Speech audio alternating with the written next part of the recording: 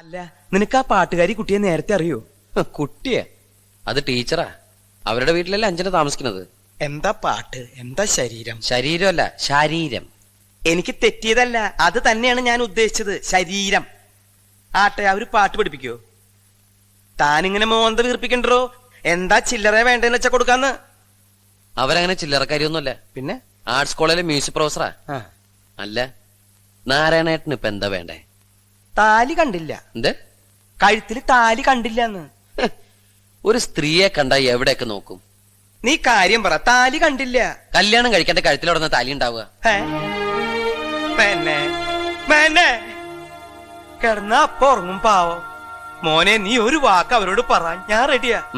കല്യാണക്കാരും പറഞ്ഞോണ്ട് ടീച്ചറുടെ അടുത്തേക്ക് ചെന്നാലേ അവര് ചെരുപ്പൂരി മോന്തക്കടിക്കും. അടി ഞാൻ കൊണ്ടോളാം.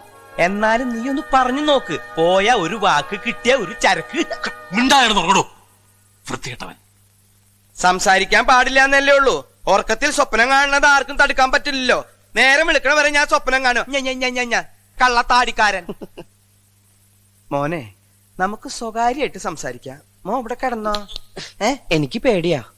ഈ പണ്ടാറ എന്റെ രസവള്ളി പൊട്ടിച്ചേ. എന്റെ അമ്മേ! എന്താണോ? എനിക്ക് എന്റെ അമ്മേനെ വിളിക്കാൻ പാടില്ലേ?